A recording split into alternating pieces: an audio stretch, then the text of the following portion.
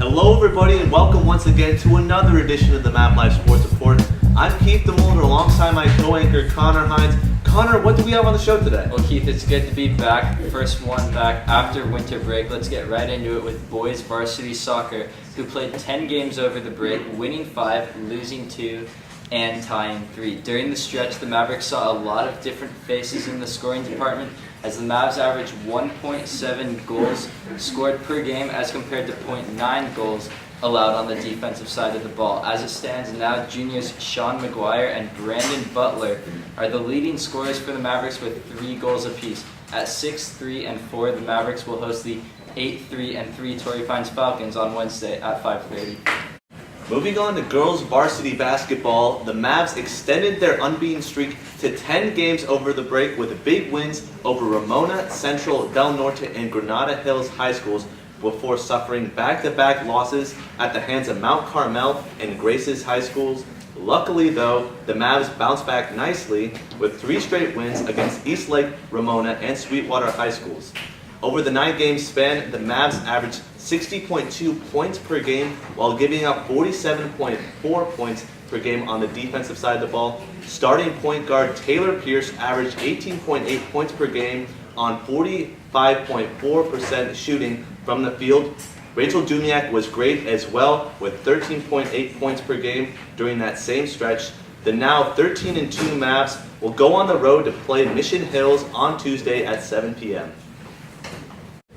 In girls varsity water polo, the varsity squad had a full slate of tournament and league games characterized by inconsistency.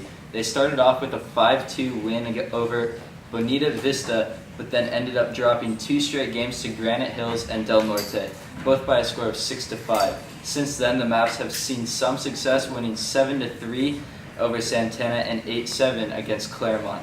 The girls then lost 3 straight against University City, Vista, and Torrey Pines before defeating Sarah High School 12-6. The 6-6 Mavs hope to travel to Poway and conquer the Titans on Tuesday at 4:15. Passing it on over to boys varsity basketball, the varsity squad is now 11-5 after going 7-4 over the break.